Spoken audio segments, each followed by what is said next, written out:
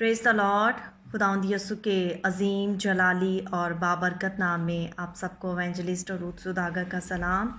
और मैं खुदावंद की शुक्रगुजारी करती हूँ आज के दिन के लिए, ज़िंदगी की सारी बातों के लिए खुदावंद का शुक्र हो। और आज का मेरा टॉपिक है कि आप अपने बारे में कैसा सोचते हैं। क्या आप उन सारी बातों पर यकीन रखते हैं, उन बातों पर ध्यान देते हैं जो लोग आपके बारे में कहते हैं? क्या आप अपने आप को जो है वो खुदावंद की निगाहों से देखते हैं कि खुदावंद ने आपको कैसा बनाया है? तो हमें आज जो है इस सरमन में आज हम सीखेंगे खुदावंद के कलाम में से कि हमारे अंदर अगर कोई फिज़िकली कमज़ोरी है, हामी है, कमी है, तो हमें उसके लिए खुदावंद से दुआ करने की ज़रूरत है। और अगर वो खुदावंद ने ही रखी है तो फिर हमें उसके फ़ज़ल को मांगने की ज़रूरत है, क्योंकि उसका फ़ज़ल ही जो है वो हमारे लिए काफ़ी है। तो मैं इस सरमन को जो है स्टोरी से ही शुरू करना चाहूँगी कि एक दफ़ा एक किसान जो है वो दो बोतलें जो हैं, 2 बॉटल्स, पानी वाली जो बॉटल्स होती हैं वो उनको ख़रीदता है ताकि वो खेत में और पौधों को जो है वो पानी दे सके।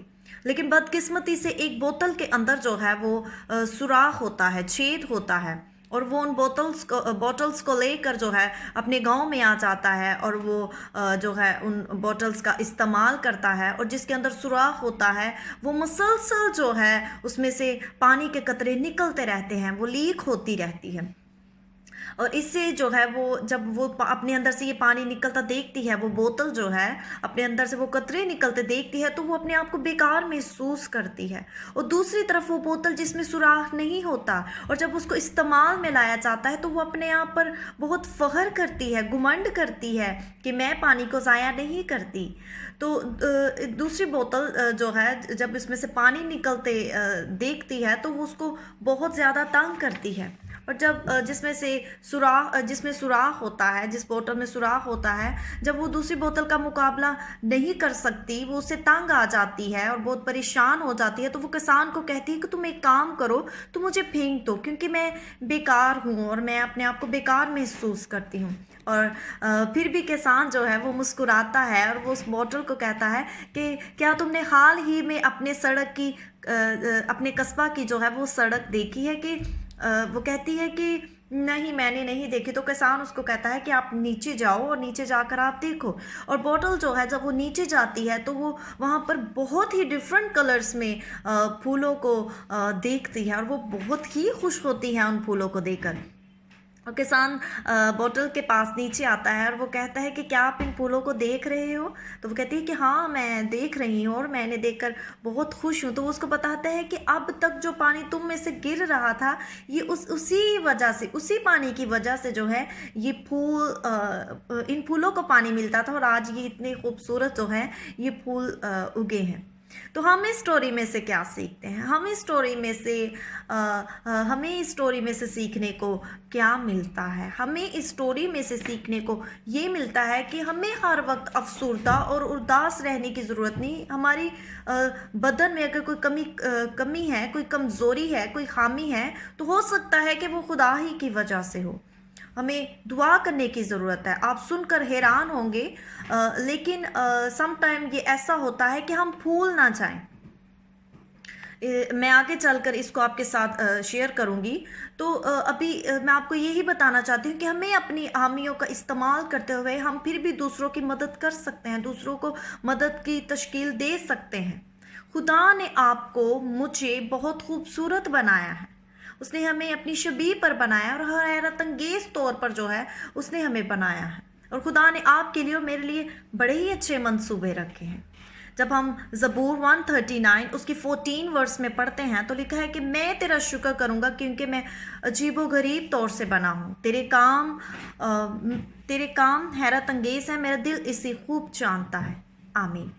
अगर आपको लगता है कि हम यहाँ पर फिट नहीं हैं, हमें ऐसा होना चाहिए था, हमें ऐसा होना चाहिए था, तो खुदावंद जो हमारा खालिक और मालिक है, हमारा छुड़ाने और बचाने वाला खुदा है, वो हमारे बारे में सलामती के ख्यालात रखता है। उसकी राहें हमारी राहें नहीं और हमारे ख्याल उसके ख्याल नहीं। खुदा ने हमें बहुत ही बेहतरीन बनाया है और हमें जो है अफसुर्दा होने की ज़रूरत नहीं। जब हम दूसरा क्रंथियों जब हम दूसरा क्रंथियो उसका 12वां बाब, दूसरा क्रंथियो उसका 12वां बाब उसका हम 9 वर्स से पढ़ेंगे, 9 वर्स से पढ़ेंगे और 9 वर्स से हम 10 वर्स तक पढ़ेंगे। तो लिखा है कि मगर उसने मुझसे कहा कि मेरा फजल तेरे लिए काफ़ी है, क्योंकि मेरी कुदरत कमज़ोरी में पूरी होती है।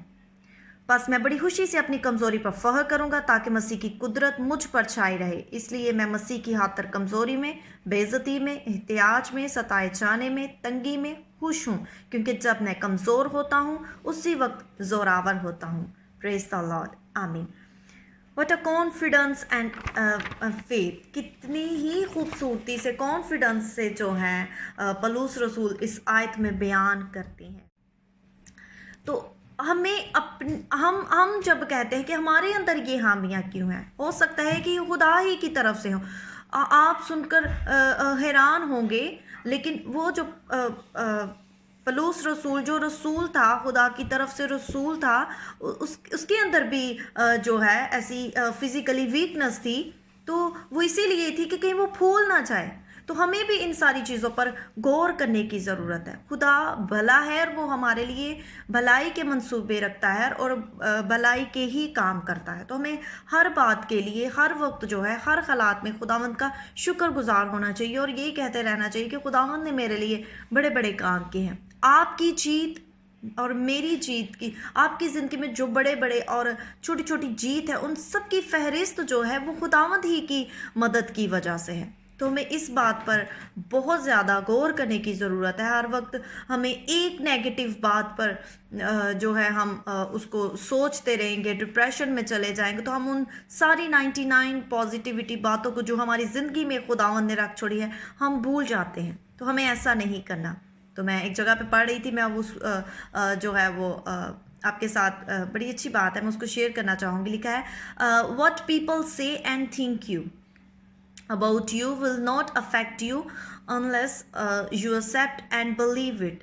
जब आप ये सोचते हैं कि लोग मेरे बारे में क्या कहते हैं, लोग मेरे बारे में क्या कहेंगे, क्या कहते हैं, क्या सोचते हैं, जब आप उसको सोचेंगे और उस पर यकीन कर लेंगे, तो आप ज़रूर जो है अपने आप को बेकार ही महसूस करेंगे, अपने आप को बदसूरत महसूस करेंगे। ऐसा नहीं है। खुदावंद ने आपको बहुत ही खूबसूरत बनाया है, बेहतरीन बनाया है। आपके लिए, मेरे लिए बड़े ही अच्छे इंतज़ामात रखे हैं। तो खुदावंद की शुक्रगुजारी करते रहे और कहें कि खुदा ने मेरे लिए जो है वो बड़े बड़े काम किए हैं। God bless you all.